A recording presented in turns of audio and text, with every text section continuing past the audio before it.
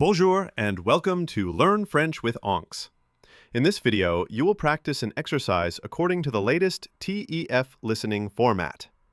In the exercise, first you'll hear short opinions about common topics.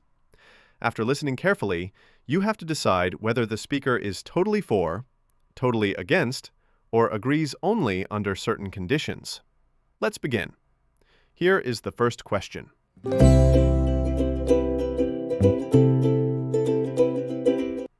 Devrait-on interdire les boissons sucrées dans les écoles?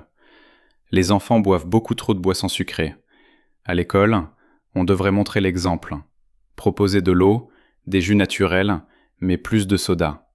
Ces produits sont mauvais pour la santé et nuisent à la concentration. Les supprimer, c'est encourager de meilleures habitudes. The options are A. Est totalement pour. B. Est d'accord sous certaines conditions. C. Est totalement contre.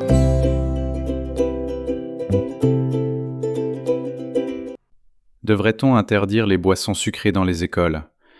Les enfants boivent beaucoup trop de boissons sucrées. À l'école, on devrait montrer l'exemple.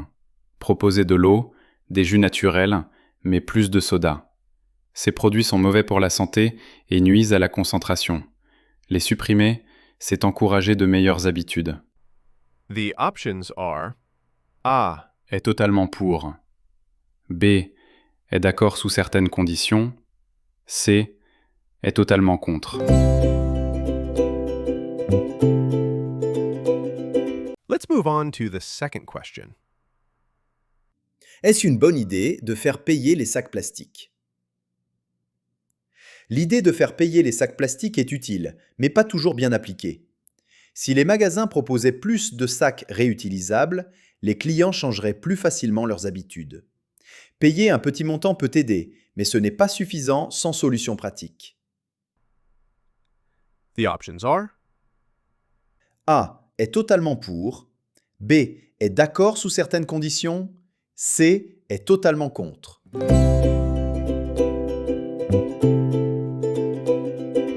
Let's move on to the second question. Est-ce une bonne idée de faire payer les sacs plastiques? L'idée de faire payer les sacs plastiques est utile, mais pas toujours bien appliquée. Si les magasins proposaient plus de sacs réutilisables, les clients changeraient plus facilement leurs habitudes. Payer un petit montant peut aider, mais ce n'est pas suffisant sans solution pratique. The options are A. Est totalement pour. B. Est d'accord sous certaines conditions. C. Est totalement contre. Here is the next question. Le port de l'uniforme à l'école est-il une bonne solution? Porter un uniforme à l'école évite les inégalités et les comparaisons entre les élèves. Tout le monde est à égalité. On se concentre sur le travail et non sur les vêtements. Et c'est plus simple pour les parents.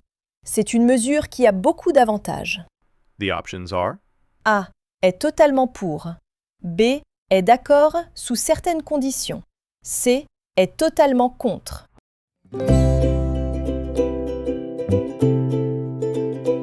Here is the next question. Le port de l'uniforme à l'école est-il une bonne solution? Porter un uniforme à l'école évite les inégalités et les comparaisons entre les élèves. Tout le monde est à égalité. On se concentre sur le travail et non sur les vêtements. Et c'est plus simple pour les parents. C'est une mesure qui a beaucoup d'avantages. The options are A. Est totalement pour. B. Est d'accord sous certaines conditions. C. Est totalement contre. Here is the fourth question. Faut-il limiter le temps d'écran des enfants? Les écrans peuvent être utiles pour apprendre ou se détendre, mais tout dépend du contenu et du temps passé. 1 heure de dessin animé, ça va, mais passer la journée entière devant un écran, c'est dangereux pour la santé et la concentration. Il faut trouver un équilibre. The options are A. Est totalement pour. B. Est d'accord sous certaines conditions. C. Est totalement contre.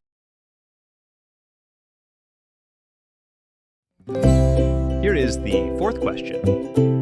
Faut-il limiter le temps d'écran des enfants. Les écrans peuvent être utiles pour apprendre ou se détendre, mais tout dépend du contenu et du temps passé. 1 heure de dessin animé, ça va, mais passer la journée entière devant un écran, c'est dangereux pour la santé et la concentration. Il faut trouver un équilibre. The options are A est totalement pour, B est d'accord sous certaines conditions, C est totalement contre.